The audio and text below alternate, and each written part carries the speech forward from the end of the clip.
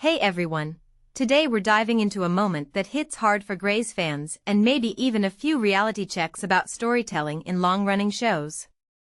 My take? This episode isn't just about a character's death, it's about how grief reframes relationships, how choices under pressure reveal who we are, and why the hardest moments sometimes come when you're already exhausted from the journey.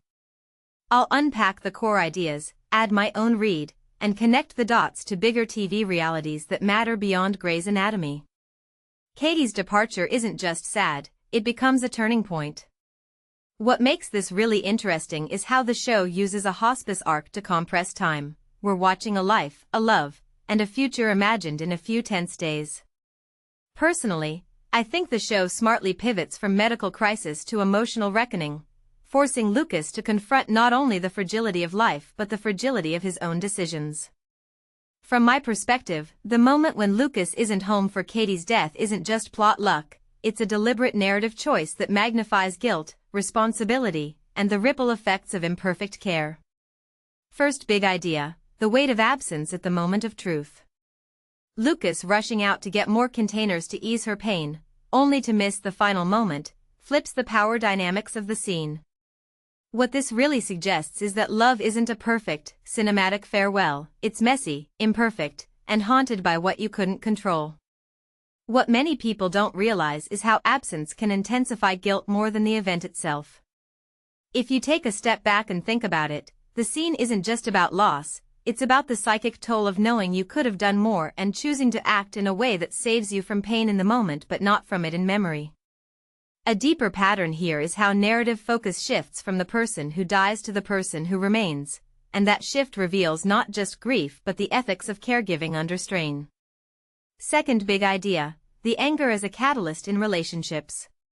The interview snippets and reactions hint that Lucas will carry anger towards Simone as well as himself. In my opinion, anger here isn't just a mood, it's a mechanism that unsettles trust and forces a recalibration of alliances.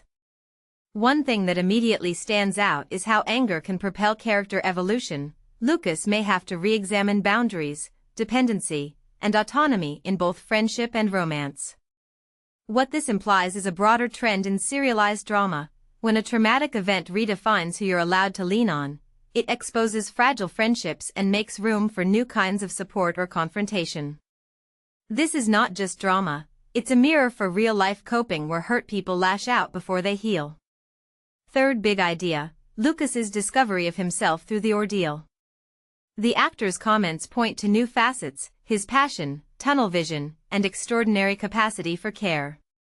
From my perspective, this isn't just flavor text, it reframes a character who could have been painted as stoic or clinical and instead reveals vulnerability as a strength.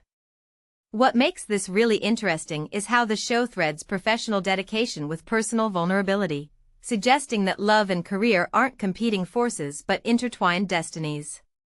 A detail I find fascinating is how Lucas's arc leans into a broader trend.